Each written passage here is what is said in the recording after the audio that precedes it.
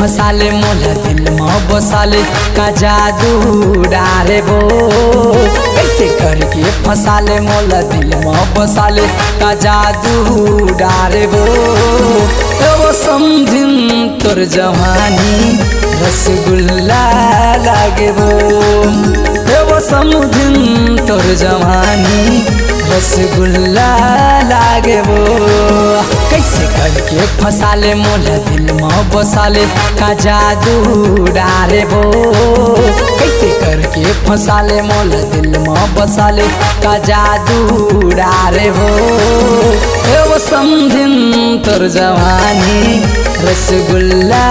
लागे वो समझिन तोर जवानी रसगुल्ला लागे वो।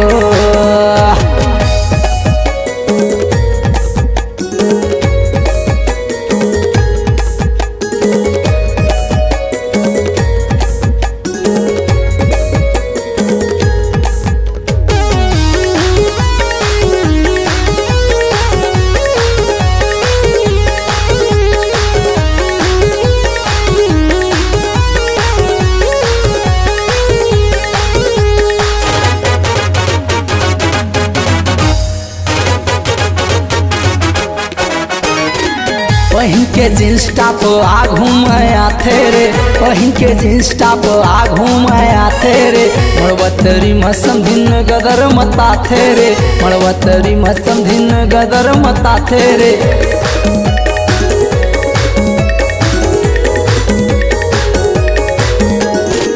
पहिन के जींस टॉप आघू में आथे रे पहिन के जींस टॉप आघू में आथे रे मड़वतरी मसम दिन गदर मताथे रे मड़वतरी मसम दिन गदर मताथे कैसे करके फसाले मोला दिल में बसाले का जादू डारे वो कैसे करके फसाले मोला दिल में बसाले का जादू डारे वो समझिन तोर जवानी रसगुल्ला लागे वो समझिन तोर जवानी रसगुल्ला लागे वो।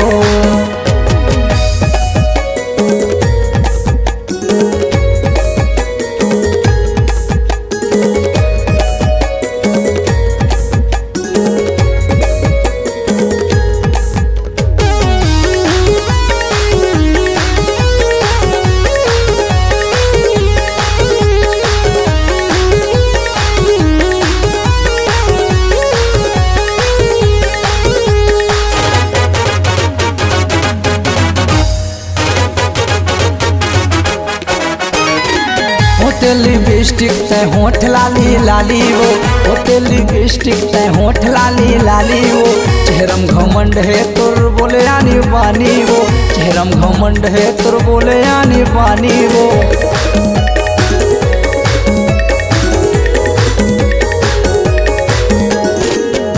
लिपस्टिक तय होठ लाली लाली वो होते लिपस्टिक तय होठ लाली लाली वो चेहरम घमंड है तोर बोले आनी बानी वो चेहरम घमंड है तोर बोले आनी बानी कैसे करके फसाले मोला दिल में बसाले का जादू डारे वो कैसे करके फसाले मोला दिल में बसाले का जादू डारे वो समझिन तोर जवानी